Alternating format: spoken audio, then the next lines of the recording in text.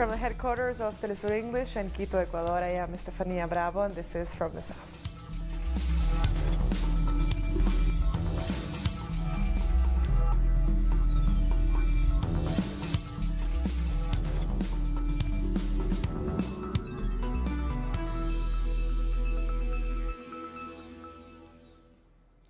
Brazil's top electoral court has been discussing jailed former President Luiz Inácio Lula da Silva's eligibility to run in October's presidential elections.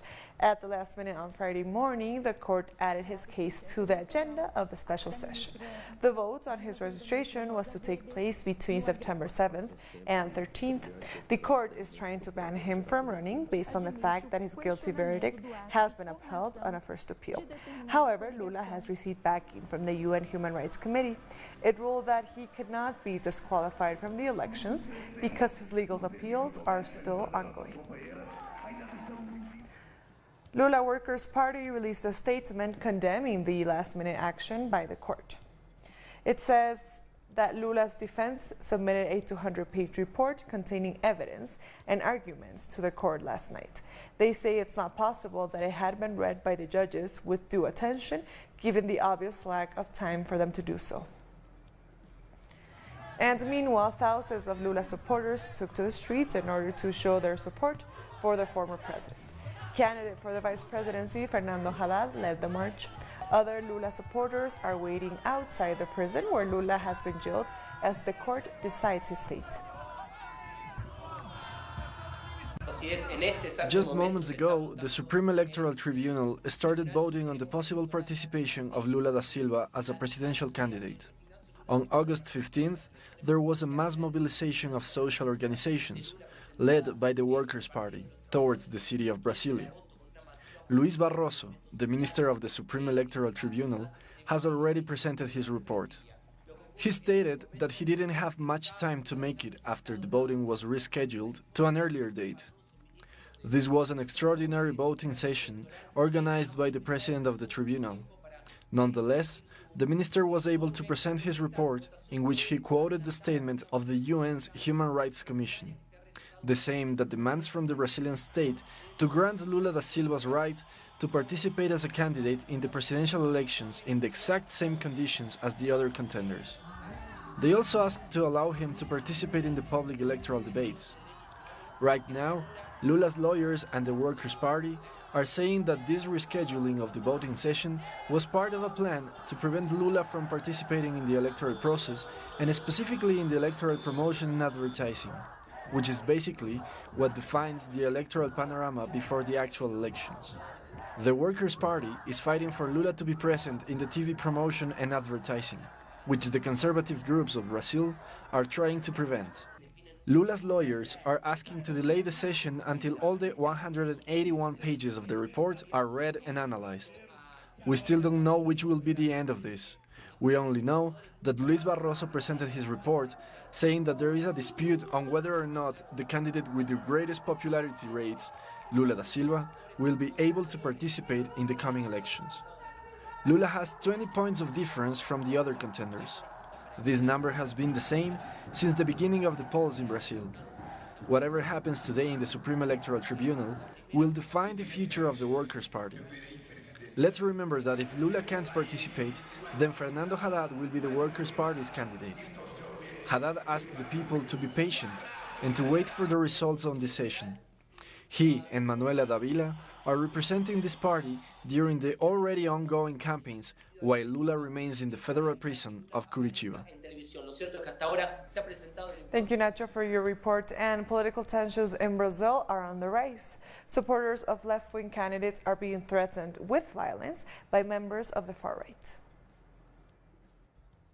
At 4:30 p.m. on Wednesday afternoon, a member of left-wing presidential candidate Guilherme Boulos' campaign was talking on the phone outside campaign headquarters when a car stopped next to her and a man inside shouted, "Screw Boulos, here we support Bolsonaro."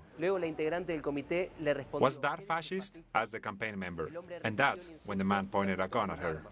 A complaint was filed and the perpetrator's license plate recorded with the police in São Paulo's Pinheiros neighborhood. Uma proteção especial, então uma ameaça feita Campaign committee members, especially those working for presidential candidates, have a special protection under Brazilian law. So a threat of this magnitude against them is a very serious issue. Isso torna a situação mais grave. In addition to this, 2018 has seen a rise in violent attacks against members of the left wing. A few months ago, buses in the Lula caravan were fired upon by unknown assailants. Human rights activist and councilwoman Marielle Franco was assassinated, and recently, councilwoman Taliria Petrone had her campaign material seized by a policeman who also pointed a gun at her. All of the attacks were against figures of the Brazilian left wing. Bolsonaro has all the political responsibility for this attack. He has encouraged the use of firearms. He takes the hands of children and have them do gun gestures, normalizing these actions. The seeds of Bolsonaro, planted so long ago, are being harvested today. Both neoliberal candidate Geraldo Alckmin and far-right Jair Bolsonaro advocate for the free use of weapons. This in a country that reached a record 62,500 homicides in 2016, the same year of the parliamentary coup against then-President Dilma Rousseff. And Ecuador has dismissed its highest court. The country will have no constitutional court for 60 days or until the council appoints new justices. According to the council, the decision was made on the basis that in 2012, the court made rulings that favored former President Rafael Correa. Denise Herrera in Quito has more. Hello, yes, indeed. The Citizens Participation and Social Control Council has ratified this, the decision to seize the 9 judges of the Constitutional Court of Ecuador. This decision was taken unanimously, and the court now enters into a constitutional vacancy for 60 days while the new and final judges are appointed. Also, the council decided that will be no transitory judge, and also this decision was taken because the council decided and considered the irregularity in its appointment, and also they consider the judges were close to the former government. Some critics argue this decision taken by the council, that the council doesn't have the real power to dismiss the judges, and also some critics argue that it lacks legitimacy because this council were appointed by the government, the current government. So now, for now, Ecuador doesn't have a constitutional court. That is all for now. We will keep you posted with more information as soon as we can. Back to you at the studio. Thank you, Denise, for your report. And North American Free Trade Agreement talks have broken off without a deal, but will resume next week. The talks have been constructive, but Canadian Foreign Affairs Minister Chrystia Freeland said that the government will defend the country's interest in any NAFTA deal.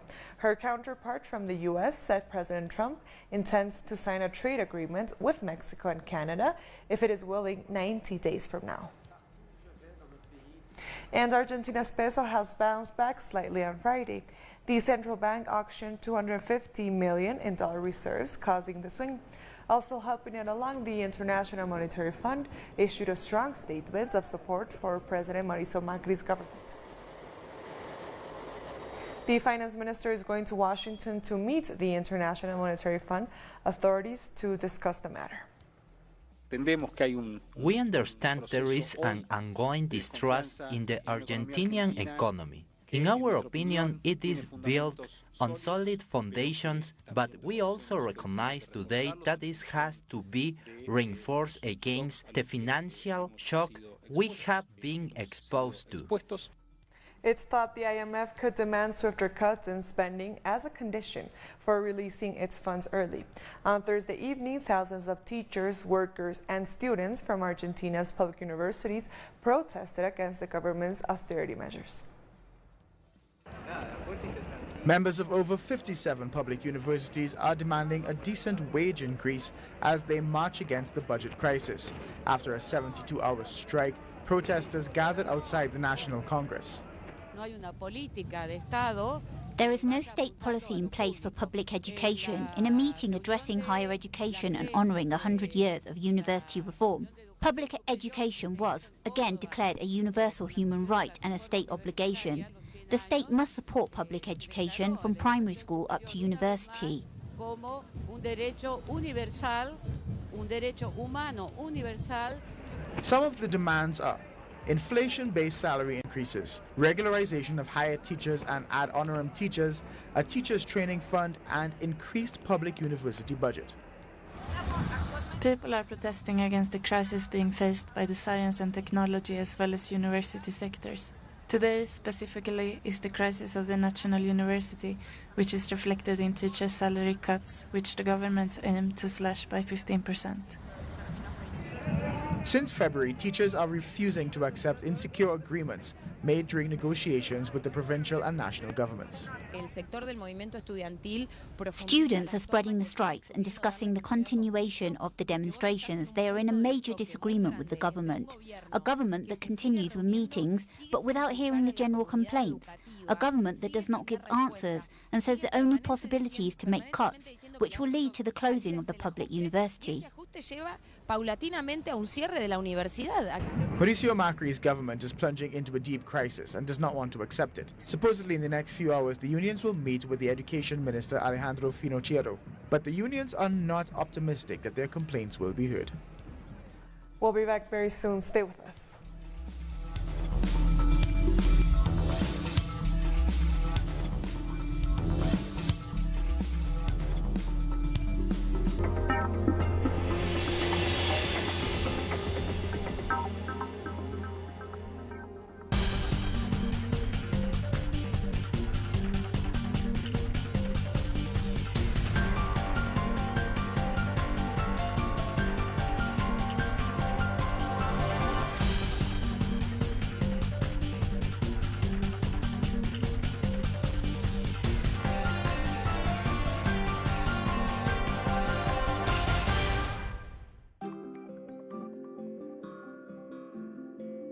In South America and the Caribbean, we face challenges, looking for ways of contributing to solutions to the nations.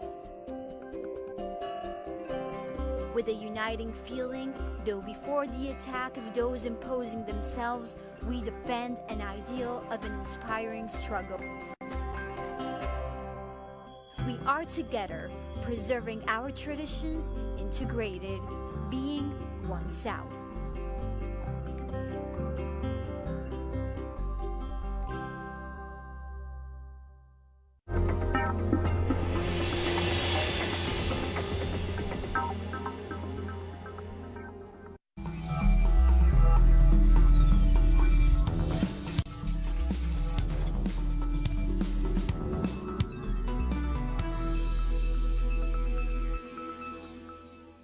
Welcome back. It's Independence Day in Trinidad and Tobago.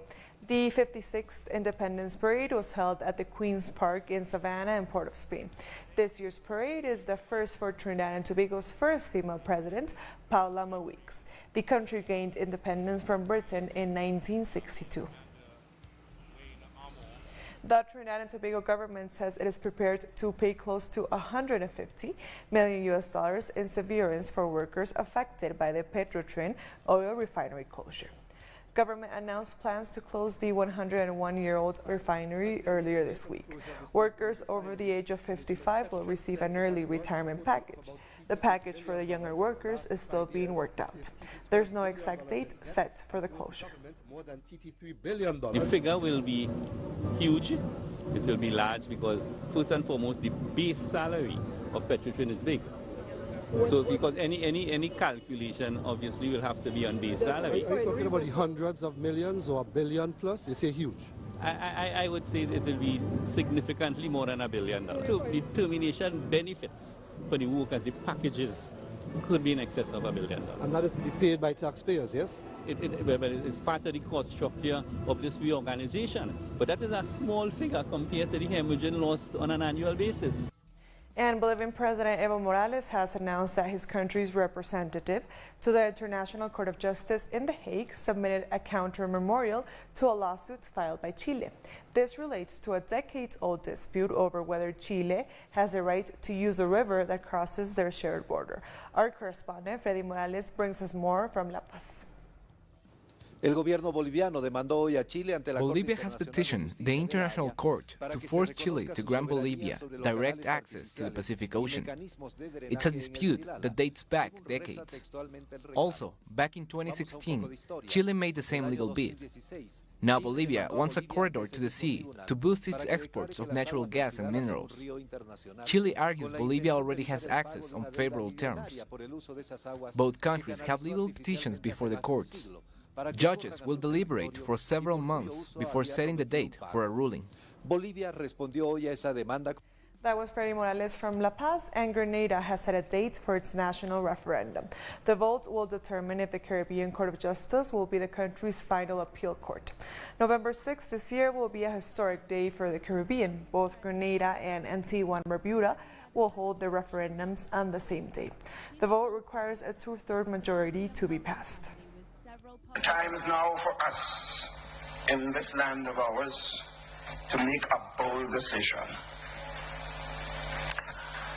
And therefore, tonight I take this opportunity to announce that on November 6, 2018, our country, our citizens, we call upon to make one such bold decision to vote in a national referendum for the Caribbean Court of Justice to replace the Privy Council as the final court of appeal for Grenada, Carriacou, and P.T. Martinique. Usain Bolt has played his first professional football game. The Olympic legend went head-to-head for the Central Coast Mariners. He had only played for about 20 minutes, though, in a preseason practice match. The Jamaican star had a few scoring chances, but couldn't find the net. His team picked up the slack, though. They won 6-1. And Cuba continues to debate on its new proposed constitution. The proposed constitution will recognize market economics, but Cuba's economy grew less than expected in the first half of 2018 amid an ongoing liquidity crisis. Many want the government to raise salaries, like Maritza Basayo. She works at the popular Cohiba cigar factory in Havana. I think that it must focus on a fair distribution of wealth for the benefit of workers, in accordance with the prices of basic services and products that today are far from our current purchasing power. The referendum debates continue for hours at a time. Citizens are expressing their opinions on issues affecting their daily lives. Magali Pinillo believes the right to euthanasia or assisted suicide must also be included in the Constitution. They must think about irreversible illnesses or people in so much suffering in which the patient asks for its own death. People should have that right.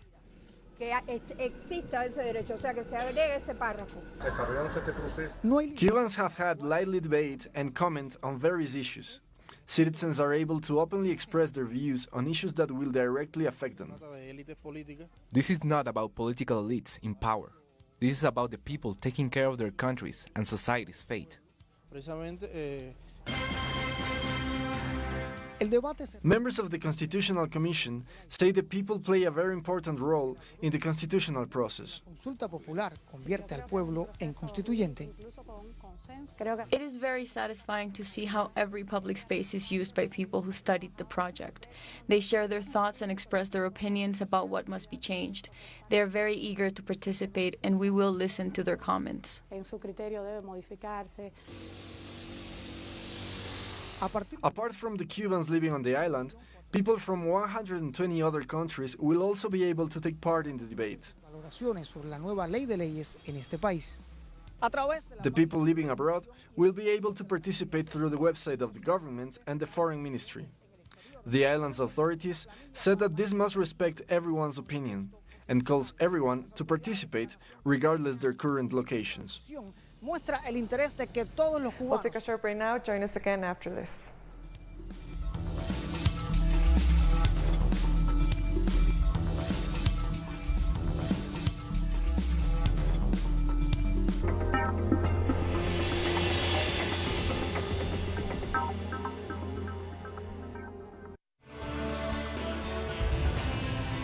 In a world infested by inequalities, abuse of power, and injustice, The American journalist Abby Martin covers the struggle for fundamental rights worldwide, deepening into the search of files which uncover the empire's strategies through our screen and web platform in English. The Empire Files with Abby Martin. Tuesday, only on Telesur. Our actions have an impact on the environment. It's our responsibility to change for the sake of our planet. Let's be part of this transition. Watch, preserve, and protect your Green Zone. Wednesdays, only on Telesur.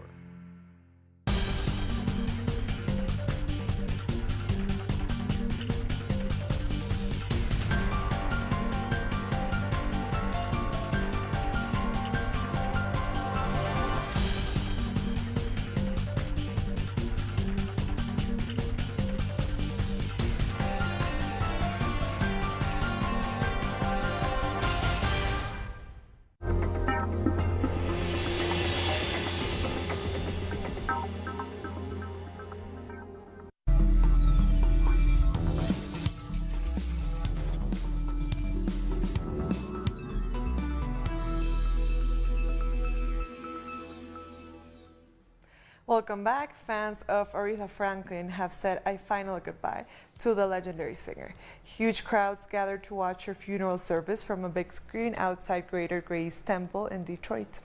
Aretha Franklin's star-studded funeral got underway with political dignitaries and music royalty joining family, friends, and members of the public to bid goodbye to America's Queen of Soul. And Palestinians resumed their Great March of Return protest near the Gaza border on Friday. At least 120 protesters were injured after Israeli forces deployed tear gas and reportedly used live ammunition to disperse crowds, according to the Palestinian Health Ministry. Israeli forces fired tear gas and rubber bullets, while Palestinians responded with throwing rocks. And meanwhile, the United States has cut all its funding to United Nations Palestine Refugee Agency, ending decades-long support. The move is being viewed as an assault on some 5 million Palestinians who stand to be affected. The Trump administration will cut $300 million from the United Nations Relief and Works Agency. There have been reports that the U.S. government is also lobbying other countries to follow suit. And finally, Australian scientists have revealed a starfish-killing robot to save the Great Barrier Reef. To protect the Great Barrier Reef, scientists at the Queensland University of Technology have built a robot to hunt and kill crown-of-thorns starfish. The machine, dubbed Ranger Bot, can detect the coral-eating starfish species and inject it with a fatal mixture that is harmless for other reef creatures. The bot can also monitor vast areas, mapping the amount of coral bleaching, pests, and invasive species and pollution. And with that, we come to the end of this news brief. These and other stories, you can find them on our website at telesurtv.net/English. And also join us on social media, on Facebook, on Twitter, and on Instagram. For Telesur English, I am Estefania Bravo. Thank you for watching.